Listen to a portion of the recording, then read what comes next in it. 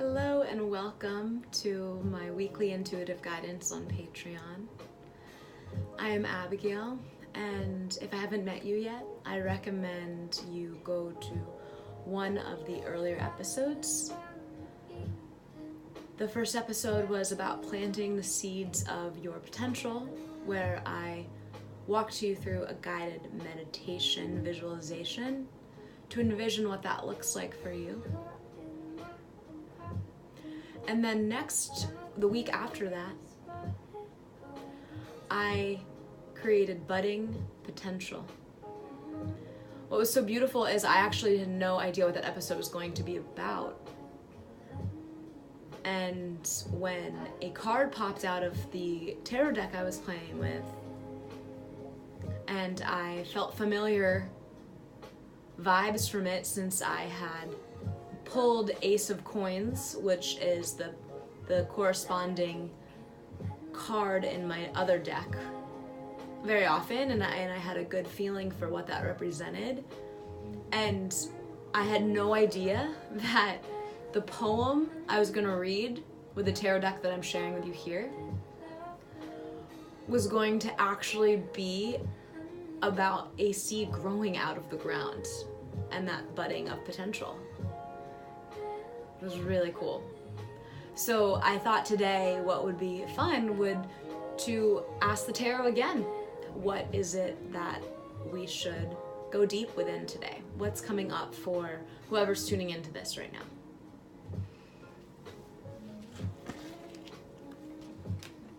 So here are my cards. So there's a couple of rules with tarot. You shouldn't say rules, not rules, guidelines.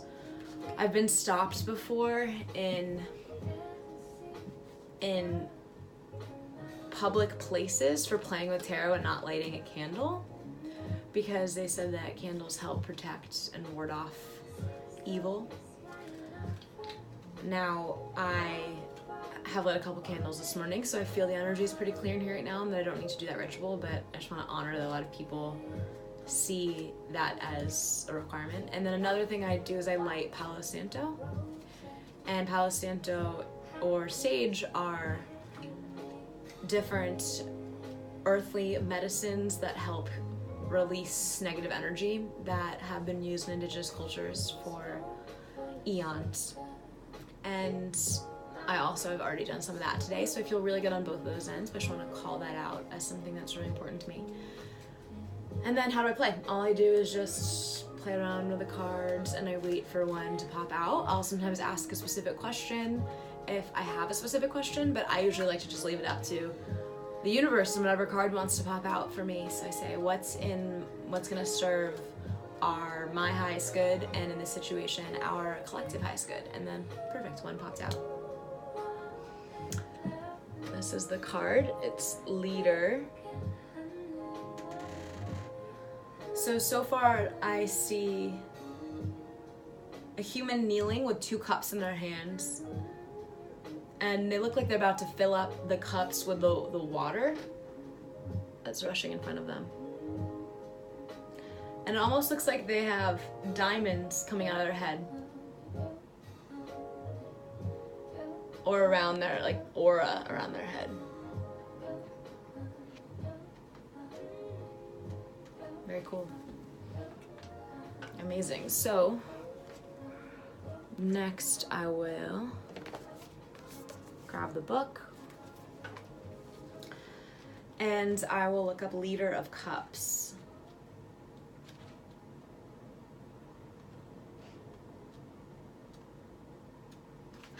Leader of Cups. The Leader of Cups is a wise old soul. The door you tap when you need good advice. A tight hug. The person who has time for everyone, not just the ones with the same opinions. The Leader of Cups allows people to be as they are, but hold steady. They're a keeper of good boundaries. The leader won't panic at the red thread of a cut finger. They stay aware, share their calmness. Tactful peacemaker. Middle child. The leader can lean towards indecision, out of balance. They sometimes need a reminder not to lose themselves in caring for others, to let go of the control of helping so much. Wow.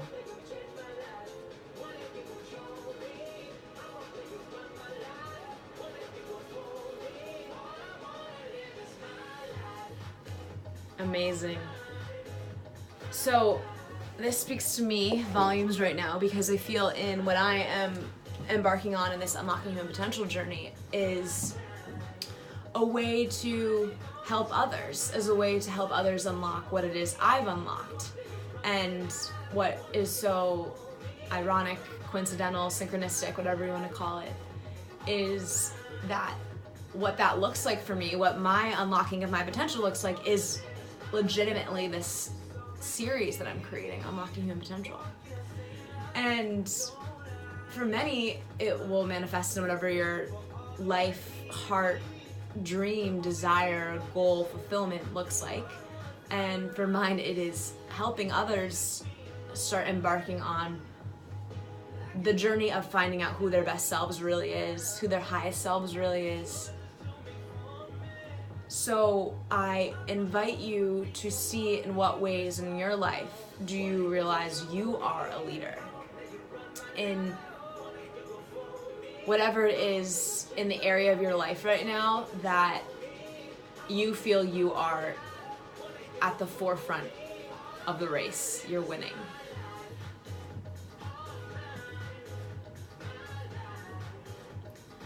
And this is so interesting for me because the end of it talked about helping others and how sometimes you have to release that need and realize that for me, it wasn't always treat others the way you want to be treated. It was more of treat yourself the way you treat others.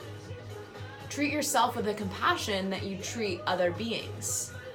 And the way that I've always operated is I've always wanted to make sure in every situation people are totally comfortable and feel at ease in whatever we're doing and feel that they can be totally vulnerable in themselves.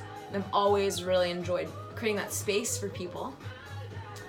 And that has come at a cost of what I need myself. I haven't been as in tune with that because I'm almost so in tune with others, I lose touch with what it is I need in this moment, what it is I'm feeling in this moment. And so a lot of my leading right now as even doing this intuitive guidance series, something that I haven't seen many do before,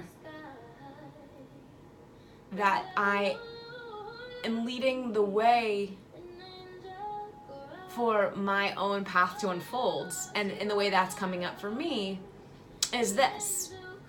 Now I ask you, how is this coming up for you? In what ways are you leading others? Are you leading yourself?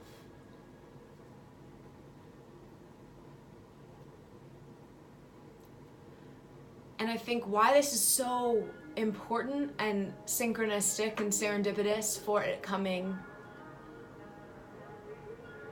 after we planted the seeds, after the seeds started to bud, and now when we are starting to lead, we are starting to become that which we were only envisioning momentarily ago.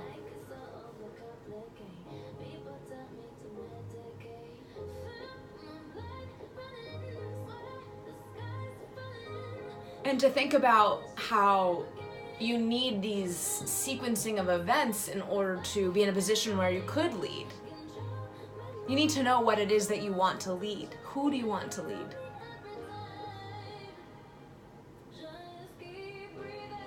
And how can you best lead, which is to honor and commit to yourself first.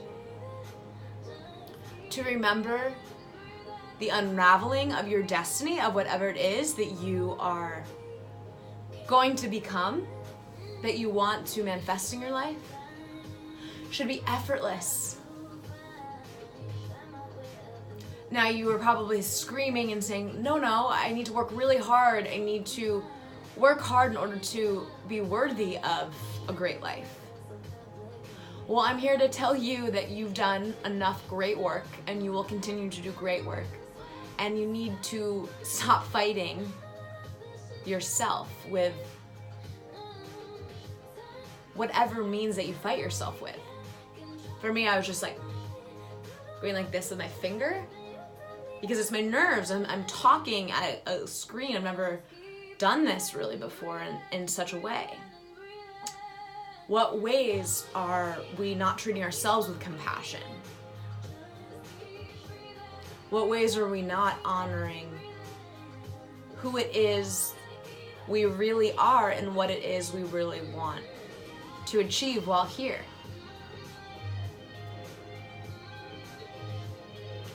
Now for me, it's felt a lot in the last couple of months, kind of as if a death occurred of all that I ever knew, of the Abigail that I knew. And it's not even just me who feels it, it's the people around me who were telling me that I was different. But in that difference, I felt I was shining. I am shining. I'm myself. I just was trying to find her for a while.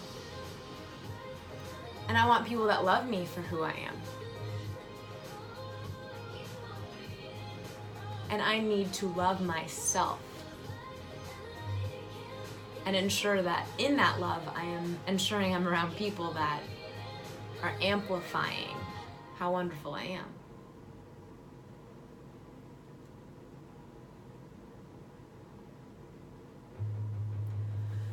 It is so important that in this journey of life, you commit to yourself first. You need to fall in love with yourself first. Especially as you begin to lead in whatever dimension of your life you are the leader of.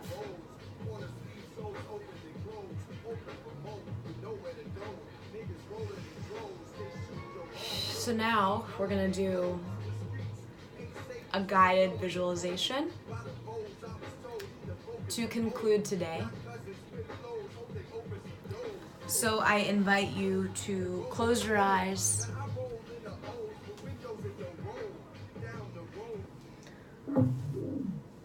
to drop into this moment here, and to ask yourself, in what area of your life are you leading? In what new beginning have you noticed that you, the novice, are the one in charge?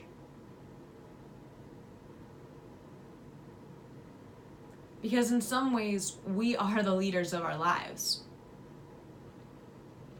Whether or not that means that we lead other humans,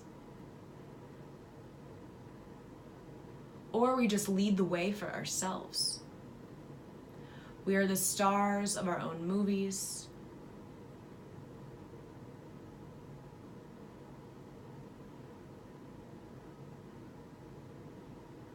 And it's not practice that we're doing right now. Or is it? What are we practicing for? Or if this is just the real thing, and each moment is like an improvisation of the movie of my life, and I am a star, and there's no script. Though there are certainly guidelines others try to provide for you about how it is you must live your life. But you realize you have the power to say no to that. This movie is able to be co-created by you and the universe producing it. You must first tune in to your own voice Commit to loving yourself first. So as you lead the way, you are doing so with your head held high, your crown chakra wide open, inviting in guidance from another realm that transcends time and space and all comprehension.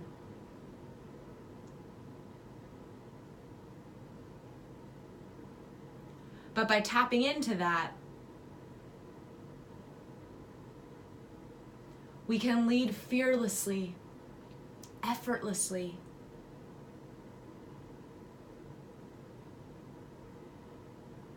And we can see it all as an unfolding of our divine destiny, or as our movie in real life, in this moment.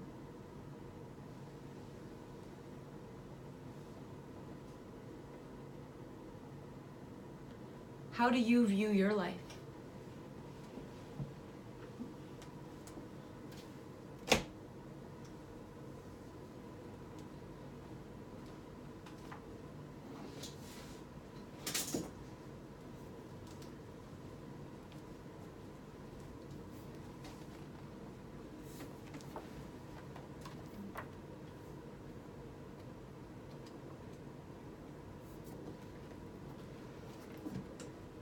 I'm going to read an excerpt from a book I was given on my birthday by a special human in my life. It's called The Wild Unknown Journal by Kim Krantz. This is called Creative Practice. There is a wondrous word that is used consistently in my 3 favorite disciplines: spirituality, psychology, and creativity. The word is practice, but what does it really mean? When are we practicing and when are we doing the real thing? This is an unanswerable question. One could easily argue practice never ends. One could also argue that every moment is the real thing. So my humble answer to the question is both, always. Let's envision a professional athlete. When they are training, they are surely practicing. Yet when they enter a competition, they are also practicing the real thing. This is slippery territory, but stay with me. The slipperiness comes because the real thing is elusive. It moves ahead as we grow. Like the center of the labyrinth, it pulls us deeper as we approach it, leading us into new territory. When the athlete looks back at the competition years later, they will realize it was only practice leading them to the present moment. There are signifiers, though, that tell us when we are practicing. When we practice, we are present.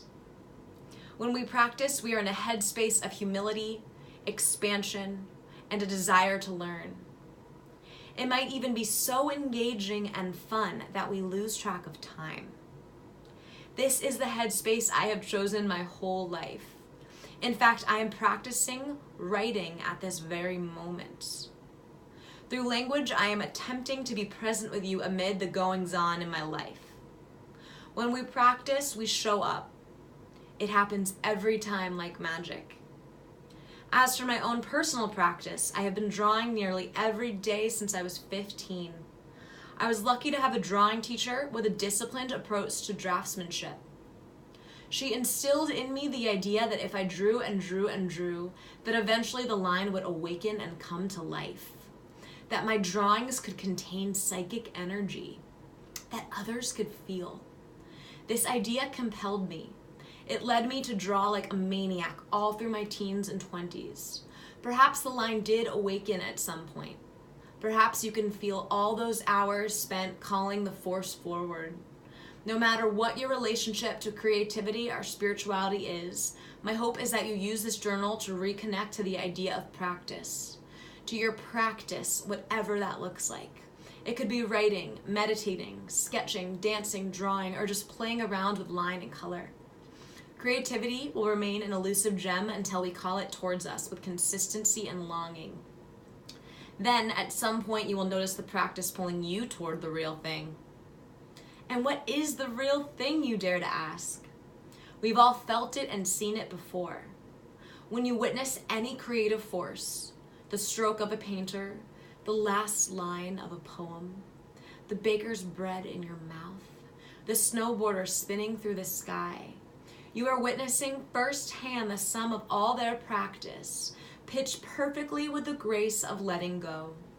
The two are forever dueling forces of life, of creativity. They are the rider and the chariot, together at last. For a moment, all is right in the world, and we sense ourselves at the very center of life's labyrinth. May you use these pages to reach out to that infinite force within you again and again. Okay, I'm going to read this next page.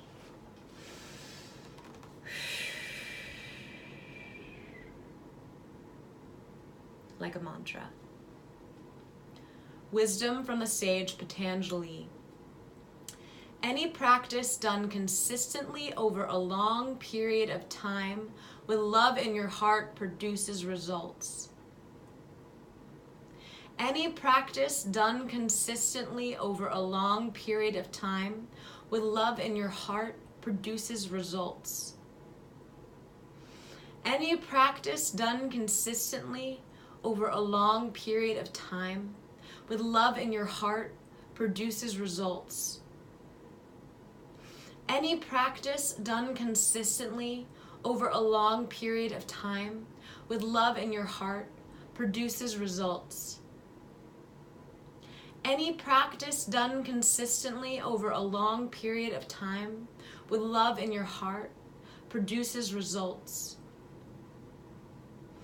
Any practice done consistently over a long period of time with love in your heart produces results. Any practice done consistently over a long period of time with love in your heart produces results. Any practice done consistently over a long period of time with love in your heart produces results. Any practice done consistently over a long period of time with love in your heart produces results.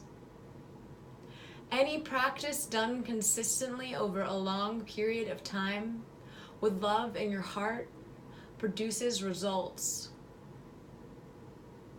Any practice done consistently for a long period of time with love in your heart produces results.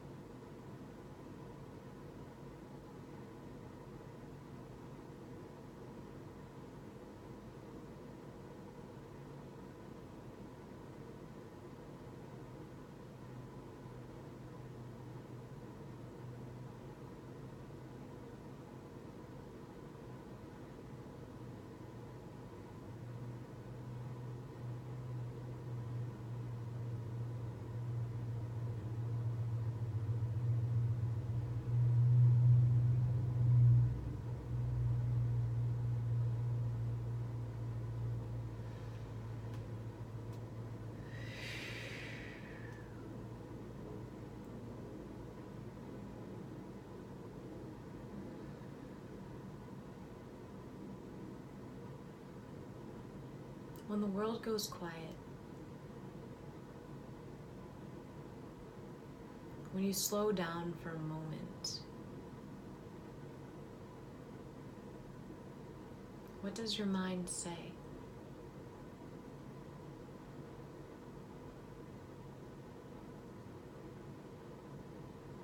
What's it talking about these days?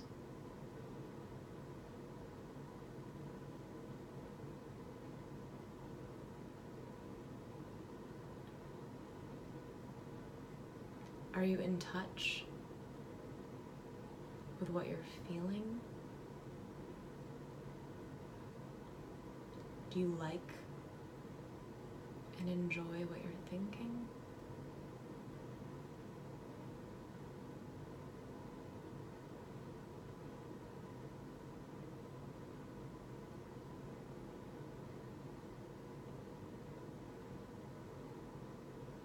Are you shifting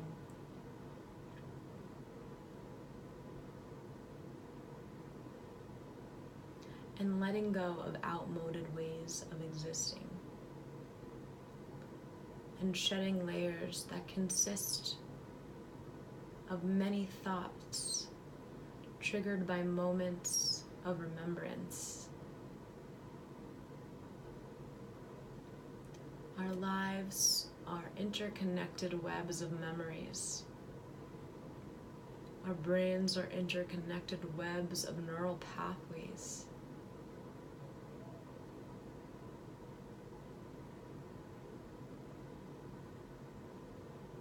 It is all an interconnected web.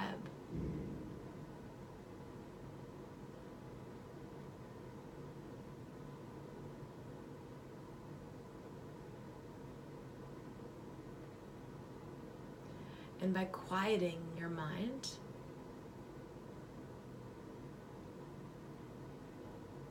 and still listening, though from a deeper place, it's almost like a place of realization.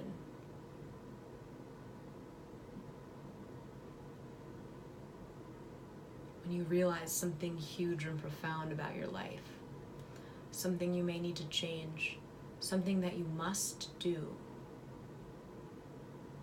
something that explains your existence.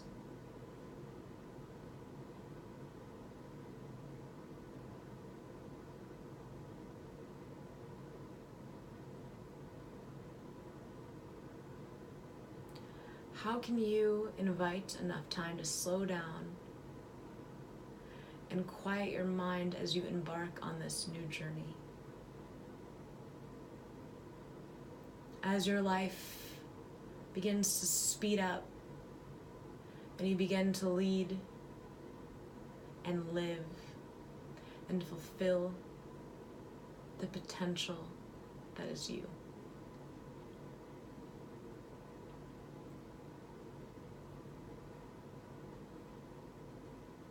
You are ready.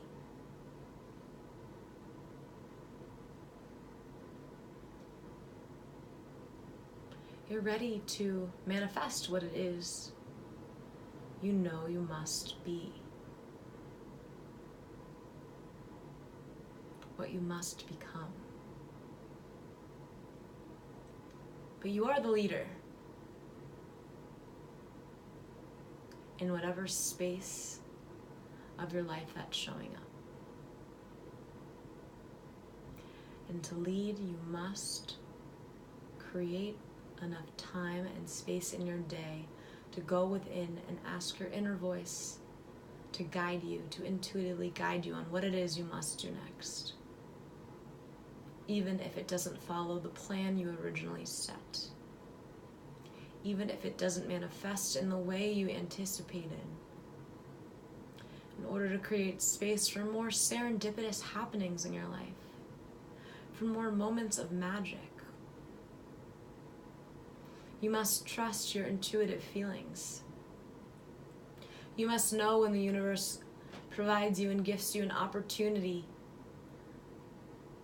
that will serve you.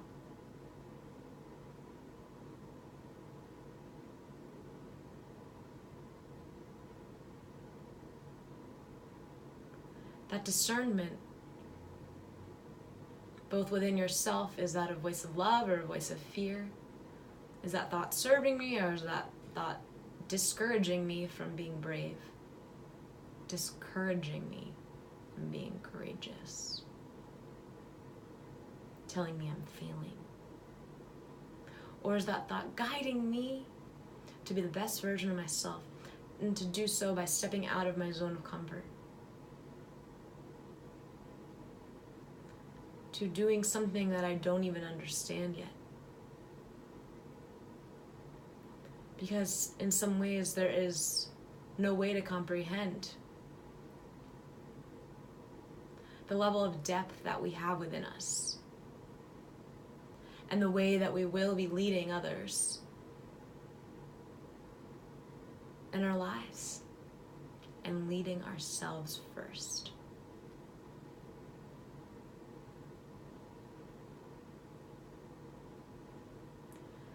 And then how can you discern when opportunities outside of you are presented, if they are serving your highest good or not? And then how can you trust the decision that you make, yes or no? How can you always love yourself no matter what it is that you've done? Because by committing to yourself first, and loving yourself, and acting with integrity, by putting yourself first, your needs, your wants, merging those two things, you will see that in that commitment, you will effortlessly help others along the way. You will effortlessly lead. But you must trust in your abilities first. Trust yourself, love yourself, commit to yourself. You got this. No matter what. I invite you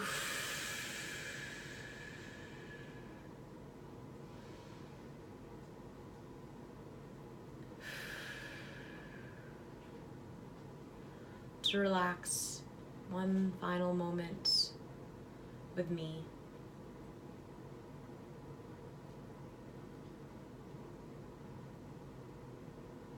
I invite you to reflect how this is showing up in your life right now, and how you can be more discerning in each and every moment about what guidance you are listening to, both within yourself and outside yourself. Is it serving your highest purpose? How can you let go of the fear associated to doing something that you don't understand? Something that you are leading the way for, so therefore it doesn't exist yet. There is no rule book to your life. It is with utmost importance I emphasize that this is your movie you're living.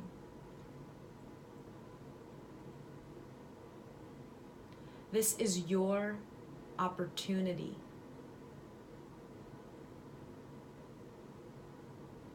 In each and every moment to live your dream come true. But to get there requires a lot of unlearning. Old ways of existing, old activities, old friends, old jobs, old teachings.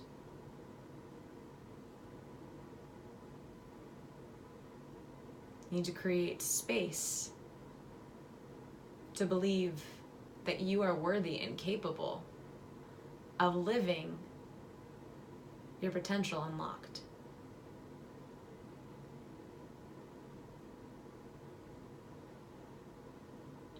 I thank you for joining me so far on this journey. I'm happy to provide these first 3 episodes for free so people can get a flavor and a taste for what unlocking more will offer to them each week.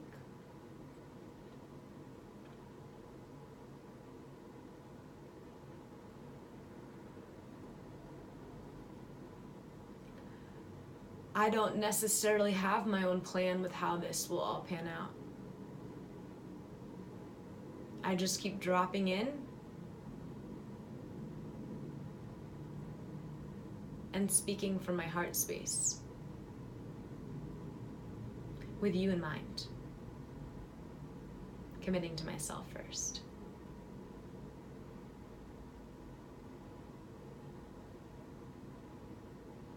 I thank you for joining me.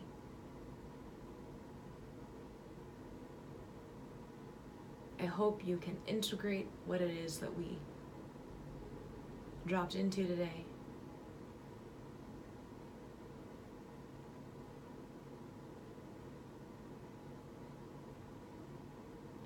And I look forward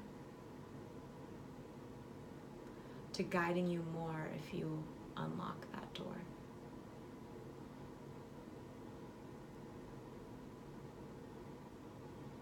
I record this on a Sunday. I release this on a Sunday. Sunday is a day of rest. So I am going to go enjoy the rest of mine. Happy day of sun.